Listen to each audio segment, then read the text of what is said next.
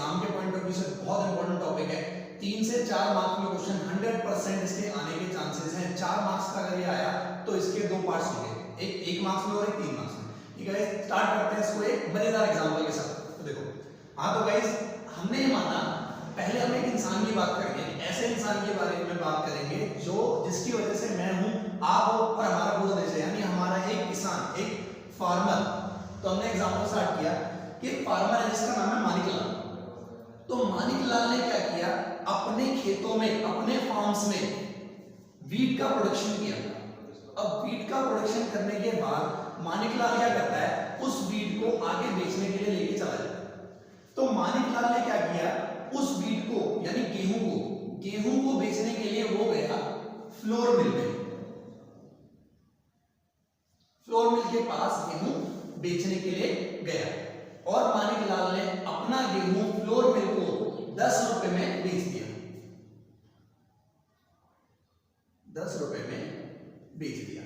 तो 10 रुपए में फ्लोर मिल ने गेहूं खरीदा किसे, मानिक लाल ने किसान से। ठीक है, अब इसके आगे क्या करेगा, फ्लोर मिल हमें पता है आटा मिल है जो गेहूं से आटा प्रोड्यूस करते हैं। तो अब ये क्या करेगी, जो आटा चक्की है ये क्या करेगी, इस गेहूं से जो इनके पास वीट आया है, इस वीट से आटे का प्रोडक्शन करने के बाद उसको आगे से रिवर्ट कर देगी, आगे बढ़ा देगी। तो फ्लोर मिल ने क्या किया, गेहूं से आटे का प्रोडक्शन किया, आटे में उसको कन्वर्ट किया और कन्वर्ट कर देने के बाद उसने फ्लोर मिल ने वो आटा बेच दिया एक बिस्किट बनाने वाली फैक्ट्री को। ठीक है, एक बार फिर से फ्लोर मिल के बारे में पढ़ते हैं। फ्लोर मिल ने क्या किया, जो उसके पास गेहूं आया था 10 रुपए में, उस गेहूं को उसने आगे ले जाके बेच दिया किसे, बिस्किट फैक्ट्री को। ठीक है, तो कितने का परचेज किया था, 10 रुपए का, और आगे ले जाके बेच दिया। मान लो कुछ कॉस्ट उसने लगाई, अपनी इलेक्ट्रिसिटी कॉस्ट या बाकी की जो भी कॉस्ट है, labouring cost, electricity cost, production की कॉस्ट लगा देने के बाद उसने उसे तैयार कर दिया 15 रुपए। 15 रुपए का आटा उसने बेचा किसको, बिस्किट फैक्ट्री को। ठीक है, बहुत मजेदार एग्जांपल है, ध्यान से सुनना। तो इसने क्या किया, यहां पर वीट सेल कर दिया फ्लोर मिल को, आटा मिल को। उसके बाद फ्लोर मिल ने क्या किया, वो आटा, गेहूं से आटा बना देने के बाद उसको बेच दिया बिस्किट बनाने वाली फैक्ट्री को। क्या बेचा, ये भी लिख लो।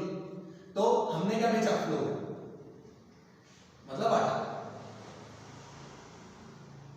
ये बेच बिस्किट फैक्ट्री को 15 रुपए में। अब बिस्किट फैक्ट्री क्या करेगी, सबको पता है बिस्किट फैक्ट्री उसका क्या करेगी, बिस्किट फैक्ट्री उस आटे के बिस्किट्स बनाकर आगे जाके आगे बढ़ा देगी। ठीक है, तो बिस्किट फैक्ट्री ने, हमने मान लिया कि बिस्किट फैक्ट्री ने जो आटा खरीदा था 15 रुपए का, उस 15 रुपए के आटे से उसने उसे बिस्किट में कन्वर्ट किया। जो भी उसके ऊपर कॉस्ट लगी, ऑयल या लेबरिंग या कोई भी प्रोडक्शन कॉस्ट लगी या रॉ मटेरियल की कोई कॉस्ट लगी, वो सारी कॉस्ट लगा देने के बाद उसने उसको बिस्किट बनाकर उसको आगे बढ़ा दिया। ये भी एग्जांपल बना दो, आगे बढ़ा दिया। कहां तक बढ़ाया, कंज्यूमर को दे दिया। कंज्यूमर मतलब हम लोगों को दे दिया। अब इसका मैं मान रहा हूं प्राइस इसने 30 रुपीज में एक कंज्यूमर को दे दिया, सेल कर दिया 30 रुपीज। ठीक है, एक बार एग्जांपल फिर से पढ़ते हैं गाइस, लर्न विद फन। तो क्या, एक फार्मर था मानिक लाल। तो मानिक लाल ने अपने खेतों में गेहूं उगाया और गेहूं उगा के उसने उस गेहूं को आटा मिल को बेच दिया, यानी फ्लोर मिल को बेच दिया। अब फ्लोर मिल के पास जब आटा आया तो वो आटा, वो गेहूं, फ्लोर मिल के बाद जो गेहूं आया 10 रुपए में, वो 10 रुपए का गेहूं उसने आटे में कन्वर्ट करके 15 रुपए में किसको बेच दिया, बिस्किट फैक्ट्री को 15 रुपए में बेच दिया। अब बिस्किट फैक्ट्री ने क्या किया, उसके ऊपर अपनी सारी प्रोडक्शन कॉस्ट लगाकर उसको 30 रुपए में तैयार करके कंज्यूमर को बेच दिया। ठीक है गाइस, तो एक बात बताओ, अब बताओ क्या मैं बोर्ड से बाहर जाऊंगा, बोर्ड से बाहर जाने का मतलब ये है, क्या जो कंज्यूमर के हाथ में आया है, हमारे पास जो बिस्किट के पैकेट्स आए हैं, क्या मैं क्या एक कंज्यूमर इस बिस्किट को आगे बढ़ाएगा, नहीं बढ़ाएगा। क्या करेगा, इस बिस्किट को कंज्यूम कर लेगा, कंज्यूमर है, हम लोग क्या करेंगे, बिस्किट को परचेज कर लेंगे और खा लेंगे और खत्म कर देंगे। तो इसी तरह से हमें ये पता चला कि अगर मैं इस पूरे प्रोसेस में बात करूं कि प्रोडक्शन की बाउंड्री क्या है, प्रोडक्शन की बाउंड्री मतलब वो लाइन जो हमें ये बताएगी कि यहाँ यहाँ प्रोडक्शन हुआ, इसके बाद कोई प्रोडक्शन नहीं हुआ, मतलब यहाँ इसके बाद कोई प्रोडक्शन नहीं हुआ, कंज्यूमर के हाथ में गया, उसके बाद उसको कुछ नहीं किया गया, कंज्यूमर ने यूज कर लिया, यूज करके खत्म कर दिया, ठीक है। तो अगर मैं इसमें प्रोडक्शन बाउंड्री की बात करूं तो ये है हमारी पूरी प्रोडक्शन बाउंड्री, फार्मर से लेकर बिस्किट फैक्ट्री तक की जो हमारी बाउंड्री है, ये पूरी की पूरी प्रोडक्शन बाउंड्री है, कंज्यूमर प्रोडक्शन बाउंड्री से बाहर है, कंज्यूमर प्रोडक्शन बाउंड्री से हमारा बाहर है। तो इस पूरी बाउंड्री को हमने नाम दे दिया, ये है हमारी प्रोडक्शन की बाउंड्री, प्रोडक्शन बाउंड्री। बस ये बातें याद रखोगे, अपने आप खुद समझ आएगा, इसके बाद आप सिर्फ पढ़ोगे, समझ अपने आप आ जाएगा। प्रोडक्शन बाउंड्री हमने देख ली, प्रोडक्शन बाउंड्री में पता चल गई। अब इस प्रोडक्शन बाउंड्री के अंदर एक चीज और हुई कि अगर किसी एक इंसान ने कुछ बेचा है ना, किसी दूसरे इंसान को, किसी एक इंसान ने किसी दूसरे इंसान को कुछ बेचा है, तो उसके अंदर कुछ पैसा ऐड किया गया है। जैसे ये फार्मर है, फार्मर ने क्या किया, फ्लोर मिल को बेच दिया, फ्लोर मिल ने यहाँ पे पैसा 10 रुपए में खरीदा और उसके बाद उसको कन्वर्ट करके कॉस्ट लगा के बेचा, लेकिन बेचने पर उसने उस पैसे में वैल्यू ऐड कर दी। क्या किया, उस पैसे में वैल्यू ऐड कर दी। चाहो तो मैं इसे इस तरह से लिख सकता हूं 10 + 5, यानी 5 रुपए अपनी उसने कॉस्ट बता दी कि भाई 5 रुपए तो मैं जोड़ूंगा, क्योंकि मैंने अपनी कॉस्ट और प्रॉफिट दोनों लगाए हैं, कॉस्ट और प्रॉफिट लगा के उसने 15 रुपए का जोड़ के बता दिया। अब उसके आगे जब हो गया तो फैक्ट्री ने क्या किया, इसके ऊपर कॉस्ट लगाई और कितने का बना दिया, 30 का, यानी ये है 15 + 15, 15 + 15, 30, ठीक है गाइस। तो यानी एक चीज समझ आ रही है कि जब जब गुड आगे जा रहा है उसके अंदर कोई ना कोई वैल्यू एडिशन हो रही है, लेकिन वैल्यू में एडिशन होना कहीं ना कहीं बंद हुआ है, उसके बाद कोई एडिशन नहीं हुआ। इस कंज्यूमर के पास जाने के बाद, कंज्यूमर तक जैसे ही गुड गया उसके बाद उसके अंदर कोई वैल्यू एड ही नहीं हुई। इसका मतलब अब समझ आ गया, पूरा एग्जांपल आपका बन चुका है, कुछ नहीं बताना। अब सुनो गाइस ध्यान से, देखो वीट यहां पे बेचा, ठीक है, यानी वीट जो है फ्लोर मिल ने क्या माना, फ्लोर मिल के लिए रॉ मटेरियल है, यानी ये जो वीट है फ्लोर मिल के लिए, इस वीट को बोला जाएगा इंटरमीडिएट गुड। क्या बोला जाएगा, इंटरमीडिएट गुड, मीडिएट गुड। अब ये इंटरमीडिएट गुड क्या है, इंटरमीडिएट गुड वो गुड होता है, एक रॉ मटेरियल, आप अगर इसका अल्टरनेटिव नेम देखो तो इंटरमीडिएट गुड एक रॉ मटेरियल है जिसके अंदर हम क्या करते हैं, उसको प्रोड्यूस कर देते हैं किसी दूसरे गुड में। हमारे पास रॉ मटेरियल है, हमने क्या किया, उस रॉ मटेरियल गेहूं से आटा बना दिया, यानी जब हम किसी चीज को दूसरी चीज में प्रोडक्शन कर देते हैं तो जो हमारा रॉ मटेरियल होता है वो इंटरमीडिएट गुड होता है, ठीक है। और इंटरमीडिएट गुड के अंदर हमेशा याद रखना कुछ ना कुछ वैल्यू एडिशन होता ही होता है। अगर वैल्यू एडिशन नहीं हुआ तो इंटरमीडिएट गुड नहीं होता। वैल्यू एडिशन मतलब पैसा जोड़ा जाए उसके अंदर, जैसे यहाँ 5 रुपए जुड़े, वहां पे 15 रुपए जुड़े, ठीक है। आगे फ्लो, अब यहाँ पे भी कोई देखेंगे वैल्यू एडिशन हुआ है या नहीं हुआ, या उस चीज से कोई दूसरी चीज बनाई गई है या नहीं बनाई गई। अब देखो अभी फ्लो है, फ्लोर किसके पास आया, फ्लोर मिल ने फ्लोर किसको दे दिया, बिस्किट फैक्ट्री को। बिस्किट फैक्ट्री ने पैसा जोड़ा, देखें बिस्किट फैक्ट्री ने 10 में 5 रुपए जोड़ दिया, बिस्किट फैक्ट्री ने पैसा जोड़ दिया, ठीक है भाई। तो पैसा जुड़ गया तो इंटरमीडिएट गुड हो गया, ठीक है, इंटरमीडिएट। मैं सिर्फ आईजी लिख रहा हूं तो नाम हमें पता ही है, इंटरमीडिएट गुड। और रॉ मटेरियल है, हाँ रॉ मटेरियल है, फ्लोर था, फ्लोर के बाद क्या बन गया उसका, बिस्किट, तो रॉ मटेरियल से कुछ दूसरा प्रोड्यूस हो गया, इसका मतलब ये भी इंटरमीडिएट गुड है, ठीक है गाइस। आगे देखो इंटरमीडिएट गुड की 2 प्रॉपर्टीज तो आपको पता चल गई, या तो वो रॉ मटेरियल होगा या उसके अंदर कोई वैल्यू एडिशन होगी। इंटरमीडिएट गुड की तीसरी प्रॉपर्टी ये है कि इंटरमीडिएट गुड को हम इसलिए परचेज करते हैं क्योंकि हमें उसे आगे बेचना है, क्योंकि हमें उसे आगे बेचना है। 3 बातें, इंटरमीडिएट गुड को हम क्यों परचेज करते हैं, एक हमें वो रॉ मटेरियल है, दूसरा उसके अंदर पैसा जोड़ा जाता है, तीसरा क्या है, वो हम रीसेल कर देंगे, आगे बेच देंगे। तो क्या किया बिस्किट फैक्ट्री ने, बिस्किट फैक्ट्री ने बनाकर उसको क्या कर दिया, आगे जाके बेच दिया। तो बिस्किट फैक्ट्री के लिए जो बिस्किट है वो क्या है, उनके लिए इंटरमीडिएट गुड, जिसे उन्होंने आगे बेच दिया। तो यहां जो कंज्यूमर्स तक बिस्किट्स गए,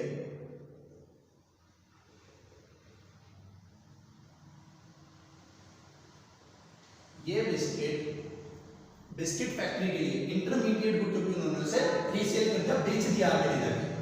क्या है इंटरमीडिएट गुड, आईजी है इंटरमीडिएट गुड्स। तो इंटरमीडिएट गुड समझ आ गया गाइस। इंटरमीडिएट गुड क्या होते हैं, वैल्यू एडिशन करेंगे, पैसा जोड़ेंगे, दूसरा रॉ मटेरियल होता है, तीसरा उसको हम रीसेल कर देंगे, खरीदेंगे और फिर से बेच देंगे या किसी दूसरे गुड में कन्वर्ट करके उसको आगे ले जाके बेच देंगे, ठीक है। लेकिन अब एक क्वेश्चन ये बनता है कि जब कंज्यूमर के पास बिस्किट आया तो उसके आगे क्यों नहीं बढ़ाया गया, यानी यहां तक तो सबके लिए इंटरमीडिएट गुड हो गया, ये जो प्रोडक्शन बाउंड्री है इसके अंदर सबके लिए इंटरमीडिएट गुड है, लेकिन जब ये बाहर निकल गया कंज्यूमर के पास चला गया, तो जब कंज्यूमर के पास गया तो वो कौन सा गुड था, इंटरमीडिएट था, फाइनल था या कुछ और। अब एक गुड और होता है जो मैंने बातों बातों में बता भी दिया कि इंटरमीडिएट गुड, अच्छा ये जो कंज्यूमर है ये क्या है, कंज्यूमर फाइनल यूजर है,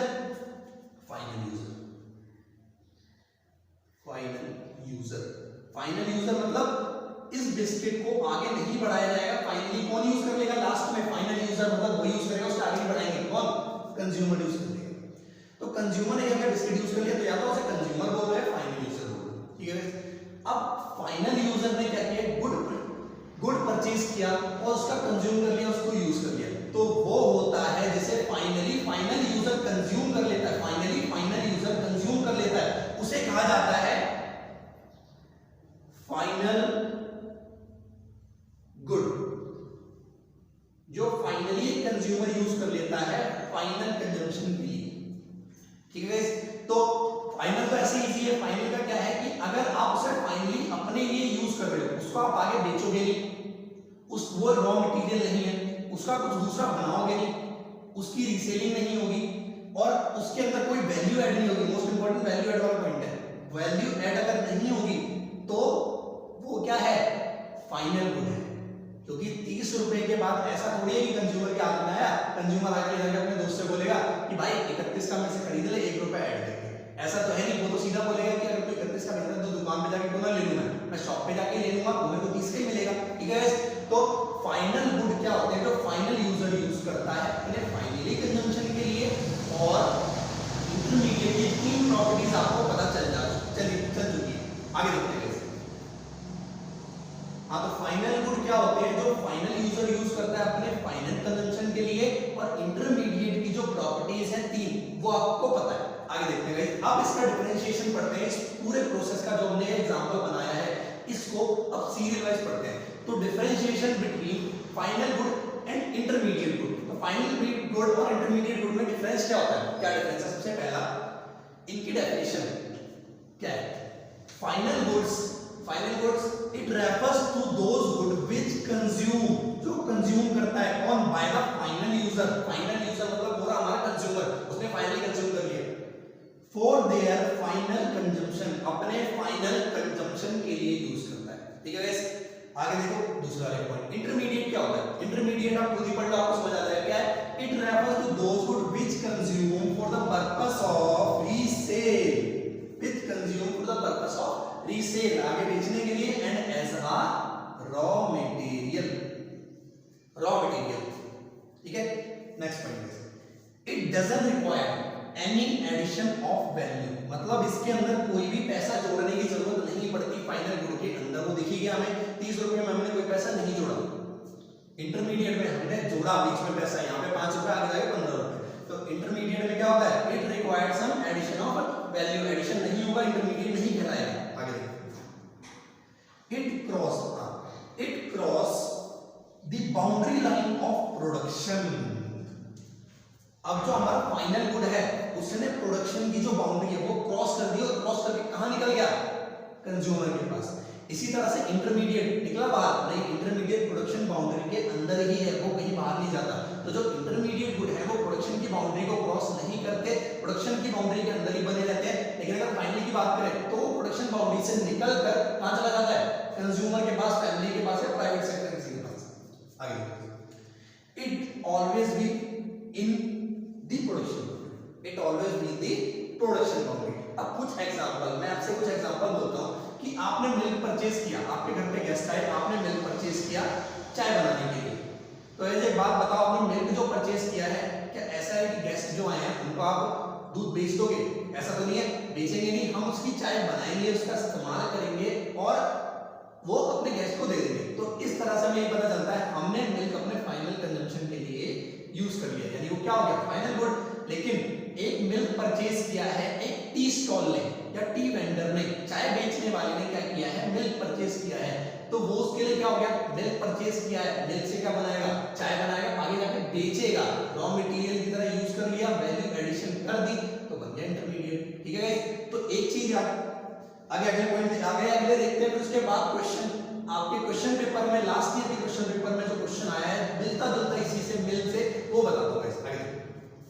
तो milk purchase by the families, family ने मिल्क परचेज किया है, milk purchase by the tea vendor, चाय बेचने वाले ने मिल्क परचेज किया है। अगला point, watch purchase by Rohan to gift, Rohan ने अपनी एक वॉच परचेज की है गिफ्ट देने के लिए। ठीक है, रोहन ने वॉच परचेज की है गिफ्ट देने के लिए, तो रोहन के लिए वो फाइनल ही होगी, भले वो आगे बढ़ा रहा है लेकिन वो ऐसा तो नहीं उसके पैसे ले रहा है या उसके अंदर और पैसे जोड़ रहा है, तो इसलिए रोहन के लिए वो फाइनल ही होगी।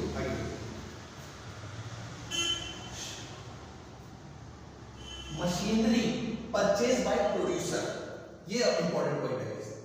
एक मशीनरी प्रोड्यूसर ने परचेज की, क्या करेगा, अगर प्रोड्यूसर ने मशीनरी परचेज की तो वो उससे प्रोडक्शन करेगा, मतलब अपने लिए तो यूज कर रहा है, वो अपनी फर्म के लिए यूज कर रहा है या उसके पास जो भी फैक्ट्री है उसके लिए यूज कर रहा है। तो प्रोड्यूसर ने मशीनरी खरीदी, खुद के लिए यूज की, तो अगर यूज की खुद के लिए, ऐसा तो नहीं आगे ले जाके बेच रहा है, तो इसका मतलब वो उसके लिए क्या है, फाइनल है। बट अगर मशीन के डीलर ने, एक मशीन का डीलर है, उसने मशीन परचेज की, तो वो क्या करेगा, उसके लिए रीसेल हो गया, रीसेल नाम वर्ड आ गया, सीधा समझ जाओ इंटरमीडिएट गुड है। तो machinery purchase by producer, machinery purchase by the dealer, जो कि सेल कर देगा।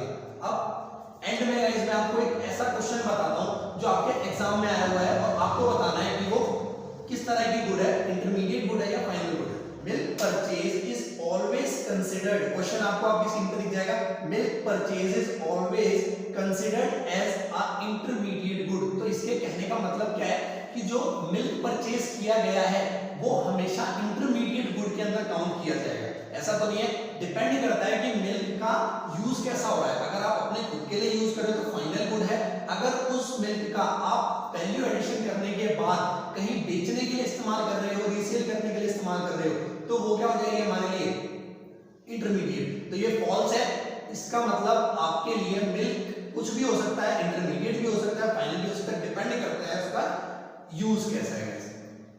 अब कुछ ऐसे पॉइंट जो इसके अंदर बहुत इंपॉर्टेंट है, आपको नोट करने की जरूरत है। कौन सा पॉइंट है, point to be noted my lord, कौन से, only final goods, only final goods जो होते हैं वही included in NI means national income, सिर्फ फाइनल गुड्स को ही नेशनल इनकम में इंक्लूड किया जाता है। सबसे इंपॉर्टेंट पॉइंट है कि फाइनल गुड ही नेशनल इनकम में इंक्लूड होते हैं।